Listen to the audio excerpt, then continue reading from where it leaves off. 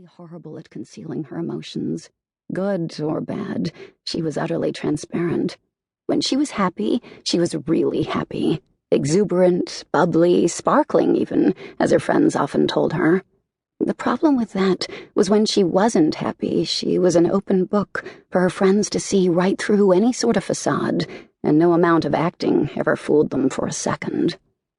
Still, she gathered herself and pasted on her brightest smile, which made her cheeks ache with effort as she walked up to the booth Kylie and Joss already occupied.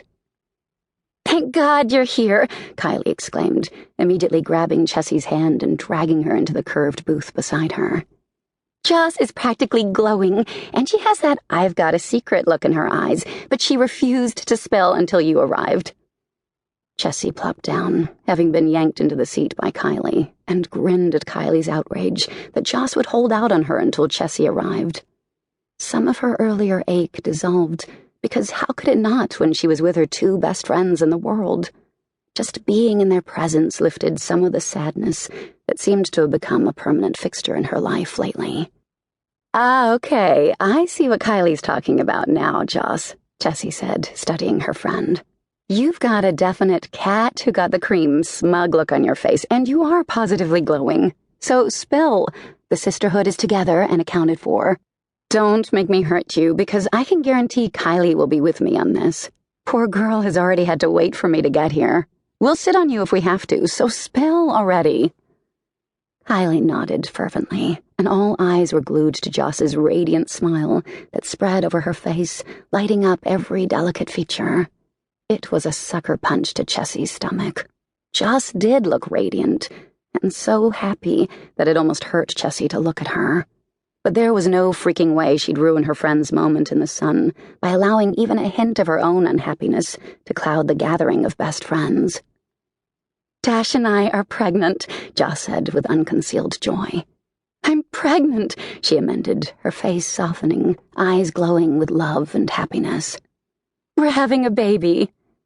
Kylie squealed and immediately threw her arms around Joss, hugging her tightly, ignoring startled looks from other restaurant patrons seated in close proximity to the women's booth. Chessy immediately rose, though her stomach had plummeted, and rushed around since Kylie separated Joss and Chessy. She slid in on the other side of Joss and tugged her away from Kylie's fierce grasp. "I'm so happy for you," Chessy whispered, so she didn't have to choke the words out around the lump forming in her throat. Joss hugged her back and then pulled away, her gaze piercing as she studied Chessy. "Thank you," Joss said quietly. "Now perhaps you can tell us what's going on with you and why you look so unhappy. Is it Tate? Have things gotten worse?" Chessy's heart sank. She should have known of all people she couldn't fool her best friends. And now that Joss was basking in the glow of her news, glorious news, and the realization of a long-time wish come true, the very last thing Chessy wanted to do was dampen the celebration. She reached down, grasping Joss's hand and squeezing. "This is your moment to shine, girlfriend. We can talk about my woes another time. Right now we need to be toasting the mother-to-be and planning all the fun stuff like baby clothes and possible names. Oh my gosh, Kylie, you and I have to plan a kick-ass baby shower for Joss, the likes of which no one has ever seen.